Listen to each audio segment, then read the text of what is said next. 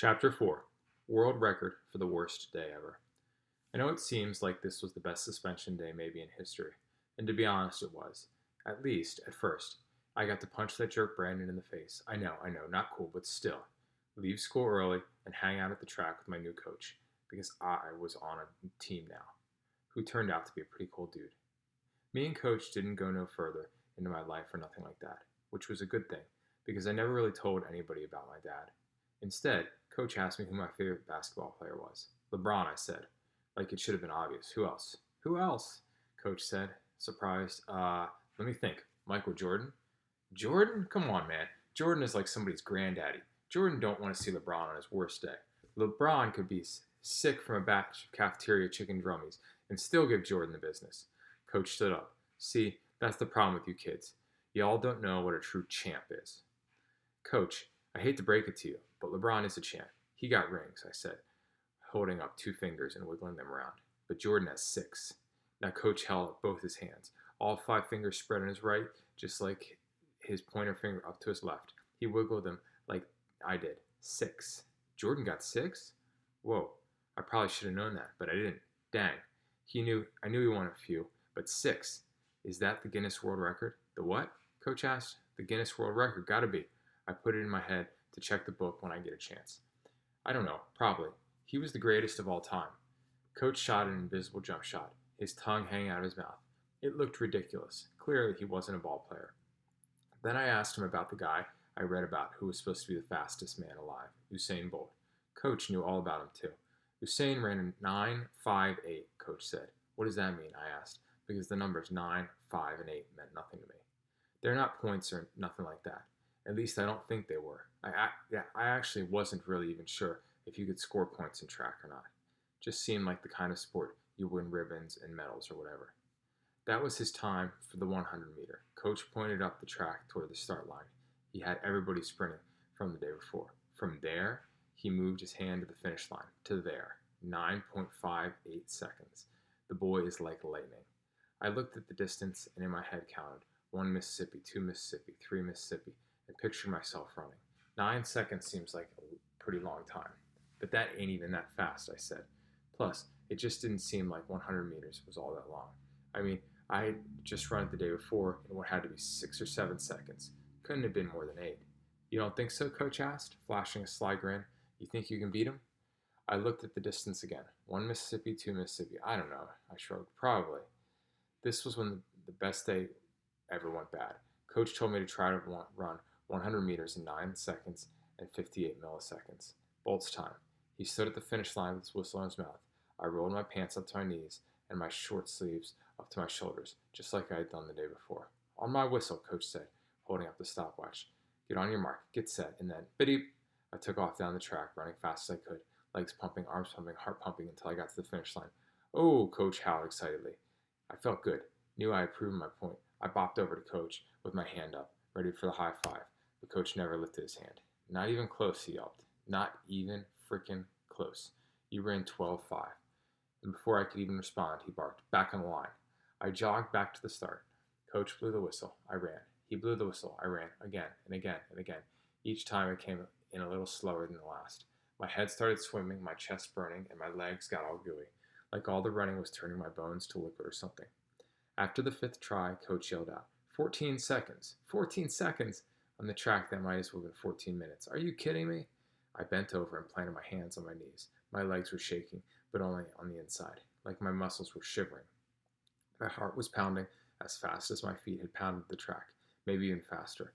My stomach was flipping, and I just knew that my French fries were going to come out as mashed potatoes all over the place. Coach walked over, his shadow making the red track burgundy around me. He leaned in and said lightly, almost as if he were whispering to me, back on the line. That's when I lost it. What? What again? I need a break, I panted. I'm tired. Tired, Coach squealed, and I could hear the smile in his voice again. I glanced up, and there it was, big and chipped, like wide, like whatever words were hiding behind those teeth he struggled to keep in. So he let them out. You know who's really tired, son? Your principal. Coach put his hands up, palms facing me, as if to stop me from even thinking about responding to that. Then he continued, no, you know who's really tired? Really tired? Your mother. She's so tired, and she's going to be even more exhausted when she hears about your suspension. Come on, coach, I begged. That's messed up. Come on, nothing, coach said, like every old black person says when they don't have a good comeback. He grabbed my shoulder and stood me straight. Bending over cuts off your air, he said. We stand straight up at all times, understand?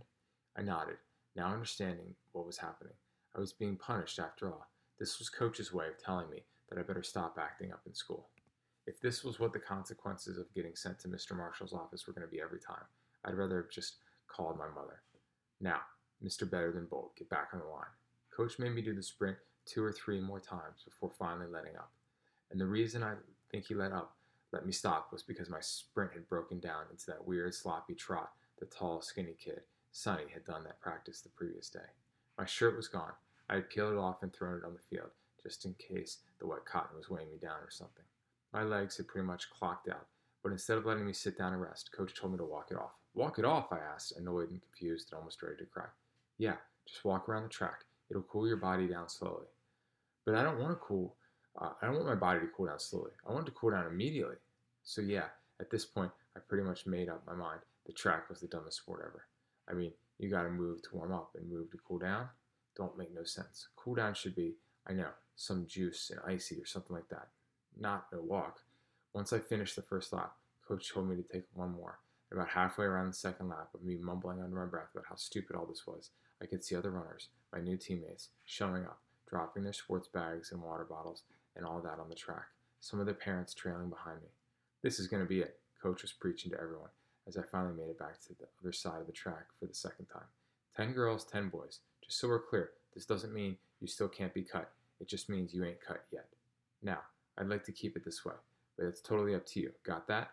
Everybody nodded, including a woman with braids who looked too old to be on the team, even though she was dressed in running clothes. I had first noticed her from the other side of the track and figured she was somebody's mother, until she didn't sit down with the rest of the corny kids cheering squad. Coach went on about how this was the 3rd day of practice for the spring season, and how he wanted to make sure we all knew each other, or at least make sure all the vets knew the newbies.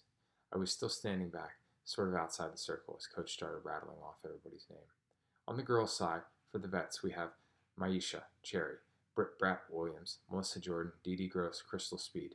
Any girl with the last name Speed has to be fast. Kind of like any dude with the last name Bolt. Coach continued. DJ Bullock, Lynn Tate, Kronda Fulmer, Nikki Minair. He paused and motioned toward the last girl. And our newbie for the past, Bettina. She's told me a few minutes ago that she goes by Patty Jones. Everybody clapped. Patty, I got high hopes for you, young lady. Let's make it happen. Then he started calling out the boys' names. First, the vets. Eric Day, Karan Outlaw, Aaron Holmes, Mikey Farr, Freddie Hayes, Josh J.J. Jerome, and Chris Myers. You boys better look out for our newbies. Lou Richardson, Sonny Lancaster, and this was when Coach turned to me. And as yesterday, this kid, Castle Crayon, Ghost. I cut him off before he could even get the shaw out. Just call me Ghost. Coach gave me a look. Actually, everybody gave me a look. Probably because I didn't have no shirt on, and my pants were rolled up to my knees, and my belt was yanked so tight that it made the denim bunch around my waist like genie pants. But whatever. I was going to tell them that, son, Coach said. Then he turned back to the rest of the team. Lastly, this is your assistant coach, Coach Witt. Coach Witt was the woman with the braids. She also had chubby cheeks, and like I said, she looked too old to be on the team, but she definitely didn't look old enough to be nobody's coach. Then she pulled a whistle from underneath her sweatshirt, so that pretty much meant she was. Give it up for your squad, Coach told us, slapping his hands together. This is going to be a great season. Everybody cheered and clapped for maybe 10 seconds before Coach shut it down and told us it was time to get to work. He divided everyone up into whatever their specialty was, because most of the other kids had been running track for like forever. Coach knew who was a sprinter, who ran the long stuff, and who ran all the junk in the middle. As far as the newbies were concerned, Sonny was a long runner, and Patty ran the in-between. Me and Lou were the sprinters.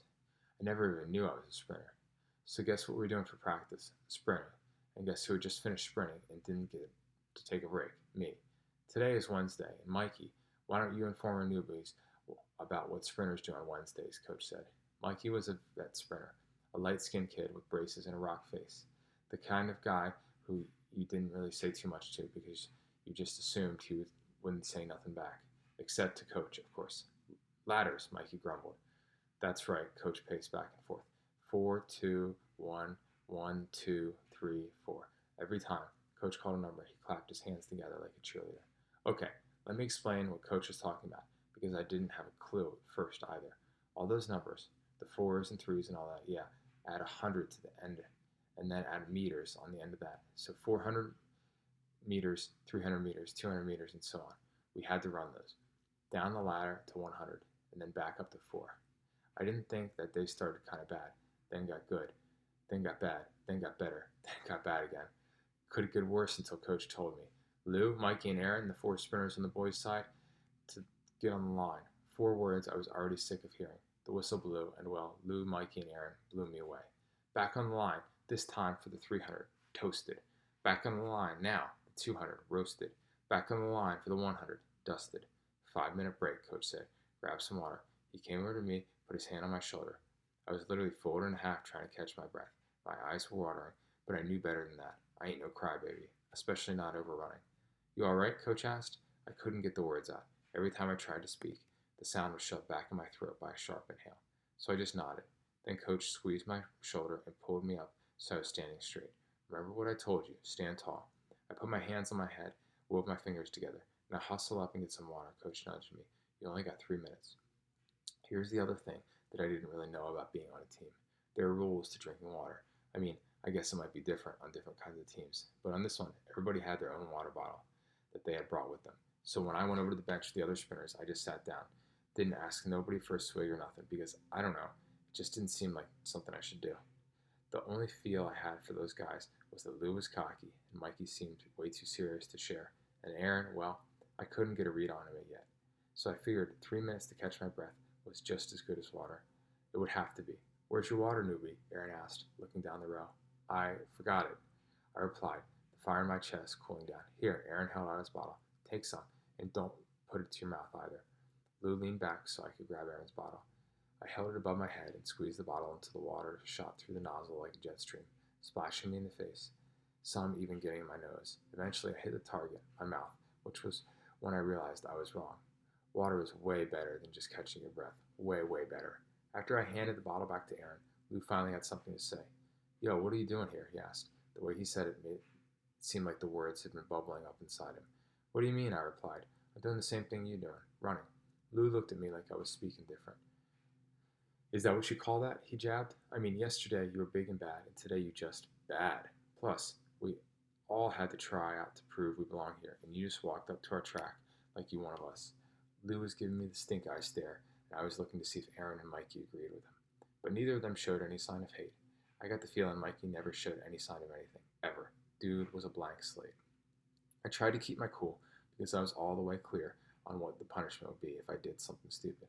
Plus, he was just trash talking, and it was just a little bit of trash. He wasn't going to do nothing to me. I knew that for sure. Still, I had to ask, you mad about yesterday?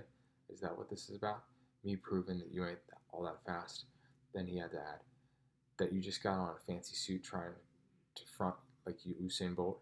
It felt good to throw that name out there, like I really knew what I was talking about, especially since I had to pretend like I didn't think Lou's gear was the sweetest I'd ever seen, especially the shoes. Oh man, those shoes. They were bright green and looked like they were specially made for him. They had to have been helping him run. Ain't nobody trying to be bold. I'm a better than that bold. At least I got on running clothes. You out here in your daddy's gear pretending to be something you're not. Oh no, I could feel the altercationness creeping up in my chest like kind of lightning. The black was turning red again, and I really wasn't trying to be a repeat offender of the bully beatdown. Not in the same day, but Lou was begging for it. What'd you say about my daddy? I asked, my head cocked to the side, which is pretty much the universal symbol for watch yourself, homie. I'm just saying, if you can't afford running gear, at least wear pants that fit. And what are those shoes? Sykes? Freebox? Chill, Mikey said, flat. That's all he said, just chill. Aaron followed up, yeah, take it out on the track, newbies. Luckily, Coach blew the whistle and called us all back to the starting line. I stood up, Lou stood up. We eyeballed each other for a second until Coach barked, hustle up. Aaron finally pushed me toward the track, and Lou had no clue how lucky he was. It was time to run back up the ladder, starting with the 100. My adrenaline was still pumping from all that trash Lou was talking. I didn't even do nothing to this dude, and he just felt like he could snap on me, like I was some chump. Who is he? I thought. What gave him the right just to make fun of me for no reason? Like he was perfect? He's the one God ain't coloring in. He's the one who looked weird Why did I at least get him on that? Stupid. But that's okay, because when Coach blew the whistle, I kept up with Lou on the 100. Matter of fact, I might have even beaten him. On, on the 2, I did okay, but it was on the 3 where the day got even worse. I was wiped, but there was nothing that was going to make me quit. Not after all that trash talk. Plus, I could tell Lou was tired too. He was panting even harder than I was, and he didn't even have the pre-workout. Coach even had to tell him to stop bending over, which made me feel good to know I wasn't the only one who felt like I was dying. But when the whistle blew, we started running. What I didn't know was that one of my shoes had come untied. By the time I realized one lace was flapping around, we're halfway through the sprints, and I was still keeping up with Lou, and there was nothing that was going to stop me from beating him. So I pushed on. We rounded the bend, Lou leaning into it, which I honestly thought was kind of cool, and then we hit the straightaway. I had my elbows tucked and everything, but my shoestrings, they apparently hated me. I stepped on one, I guess. I mean, who really knows how anyone trips over shoestrings? They're just strings. How can you trip over a string? I don't know, but I did, and it was bad. Not only did I do the whole slow motion stumble, fall thing, but to make it even worse, yeah, we're in like negative worse at that point. My shoes came off, both off. Of course, at that exact moment, I slammed into the track. Everybody else, who all had been working on their specialties, just happened to be looking toward us. Ooh, was literally what everyone howled. Everyone, even Coach. I lay there on my stomach for a second before finally rolling over and sitting up. You okay? Coach said, jogging over. I looked behind me. Lou was finishing the sprint, and I was now staring back down the straightaway. I looked at my hands and knees. They were black and white with track burn. Come on, Coach grabbed me by the arm and helped me up. Walk it off. But walking it off had a whole other meaning for me this time. It meant walking in my dirty, soggy socks down the track to get my sneakers, which might have been more embarrassing than any joke anyone has ever cracked on me. And walking it off also meant actually walking it off, as in walking it off the track. Just sit this last one out, son, Coach said, before turning back to the other sprinters, all yucking it up, even Mikey and especially Lou. That's enough laughing. On the line, Coach barked, lifting the whistle back to his lips. After practice, everybody gathered around the bench, grabbed their bags, and headed off to meet their parents. I sat with my head on my lap, waiting for everyone to disappear, or waiting for myself to. I'd roll my jeans down, crinkled from the knee to the ankle, and I'd put my wet shirt back on. Scoot over, dude, a girl voice said. I lifted my head, and there was Patty. She sat down next to me and started unlacing her shoes, which, by the way, were also pretty dope. I looked straight ahead, out of the track, those stupid white lines teasing me like everybody else. Don't worry about today, Patty said, sweetly. You ain't the first person to crash out like that. She eased her heels out of her shoes, and you won't be the last. I glanced over at Coach, who was standing off to the side, talking to Sonny, and the man sitting next to Sonny, who I figured was his father. He looked like a businessman, gray suit, tie, beard, glasses, the whole get-up. I just wanted to beat him, to shut him up. I kept my eye on those white lines. I didn't want Patty to see whatever might be showing on my face. Who, Lou? She asked, her voice brightening up. Happy like this was some kind of joke. Don't pay that fool no mind. He just mad. He albino. Now I turned to Patty because I didn't have a clue what she was talking about. Albino? Was that some kind of sickness? He was infected with something? Or was it like he was in special ed? Because if that was what albino meant, then people probably thought I was albino too. Albino? I repeated. Yeah, she replied. She must have sensed I was clueless, because she continued. Wait, you don't know what albino is? I shook my head. Then Patty shook hers. So, it's basically when you're born without brownness in your skin, she explained. That lady who'd been cheering for him all crazy at practice, that's his mother. The woman was my complexion, medium brown, and that's his daddy, dark skinned. So, it ain't no way he could just come out white. Feel me, that's albino. Somebody called out for Patty, a small voice. A little girl came running up. So yeah, Ghost, right? Patty said, standing up. Yeah, that's why Lou acts like that. Trust me, I know. I used to go to school with him. He was picked on crazy until he started running track. Matter of fact, kids used to call him Ghost. Patty explained. The little girl had finally reached us. She threw her arms around Patty and squeezed tight. Ghost, this is my baby sister Madison. Madison looked at me. Hey, Madison, I said. She did a weird wave, just jabbed her arm up and snapped down really quick. Then she buried her face in Patty's stomach. She's probably freaking out by my name. Okay, let's go, Patty said, looking over at the white woman.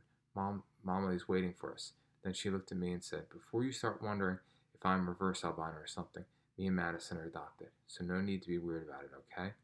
Oh, I wasn't. I I stammered, trying to pretend like the whole reverse albino thing didn't pop right up in my head the second she called that white lady Momley, which was obviously one of those mom nicknames, like, I don't know, Ma or something. It's cool, Patty said, smiling. She picked up her bag and threw it over her shoulder. Then she bent down and lifted her sister, holding her tight as her hip, and they left. Once Patty hobbled past Coach, Sonny and his dad started walking with her. Sonny turned around awkwardly and threw his hand up in the air to me. Good job today, Ghost, he yelled. And even though I would normally think this was some kind of slick way of making fun of me, the look on Sonny's face and the way his voice sounded made me think he really meant it. So I waved back and said, nowhere near as loud enough for him to actually hear me, thanks. That left me with Coach, and we got in his cab. I tossed my backpack on the floor in the back, slammed the door, and lay down on the sticky leather. If you sit back there, I gotta treat you like a customer, kid, Coach said, starting the car. I don't say nothing. Coach turned around in his seat and glared at me. Okay, then fine. I'm gonna run the meter. If you're gonna make me drive you home in silence, I might as well get paid for it. Still, nothing came from me. Not a word. Nothing to say. All I could think about was how stupid it felt to crash and burn on the track like that on my first day of practice, and how Brandon Simmons would have laughed me off the planet if he was there to see that, and how I had finally beaten him up for talking smack about me and wouldn't have done it again, and how Patty said Lou was albino, and how she, a white mother, and ladders were the worst. 4, 3, 2, 1, 1, 2, 3, 4, and water bottles. And how come I don't know any of this? And how come everybody's shoes were so good, especially Lou's and Patty's, and probably Usain Bolt's? I swear, I almost broke my nose, kid. I mean, I just clipped the hurdle and dove face first into the ground. Despite his riding in silence comment, Coach was blathering on, probably telling me a story, but I wasn't really listening. He continued. So I know that's like what it's like to be embarrassed in front of your teammates. Trust me, tomorrow nobody will even remember. I heard that part, that tomorrow nobody would remember, and I'm not sure I believed it or not, but I knew what I could do to help the situation. In addition to the ladders, water bottles, white parents, albino thinking, was also thought myself up a plan. When we pulled up to the front of my house, Coach put the car in park. $20, he said, trying to lighten the situation. Coach. Nah, don't try to dash on me, he insisted. You done already robbed me for half a day's pay. But I paid you back already with all that sprinting I gave you earlier, I groaned. Coach did a double take. Oh, you thought that was for me, he pressed a finger to his chest. I shook my head and unlocked the door. After I got out, Coach rolled down the window. The car slowly drifted forward. Remember what I said, Ghost. He accelerated slowly. Tomorrow it won't matter. It'll be a new day, a new chance. When I got inside my house, I didn't waste no time. I knew what I had to do, and I knew I had to do it before my mother got home and made me eat dinner and watch some sappy flick with her while she procrastinated doing her homework. See, besides working in a hospital cafeteria, she was also taking online classes. There were also textbooks in that big purse, trying to get her nursing degree. She always says she can't wait to one day trade that serving spoon for a stethoscope. And this house was for a new one, not in glass manner. But she hated homework. I guess I get that from her. I dropped my backpack on the couch and headed straight for the kitchen. The drawer next to the stove was where my mom kept leftover duck sauce, soy sauce, chopsticks, menus, tape, screwdrivers, but most importantly, all our coupons, organized and paper clipped by product. It seemed like everybody was having a sale on ketchup, which was a good thing, because ketchup always made cafeteria food taste better, way better, along with the coupons and all the other stuff, were the scissors she used to cut those coupons. These weren't just regular scissors, though. Nope, they were hospital scissors. At least, that's where my mom got them from. And they were big and shiny and heavy, like if a doctor got to cut somebody's arm off or something. He could just use these bad boys and snip, snip, bye-bye arm, which was why I knew they'd be perfect for what I needed them for. I grabbed the scissors and sat down on the kitchen floor, using one foot to press against the heel of the other. I pushed my sneakers off. I yanked the laces out of both, so the floppy tongues fell forward like drawbridges, coming down out of beat-up leather, no-name fortresses. Because here's the truth. I was still so angry about what happened on the track, embarrassed.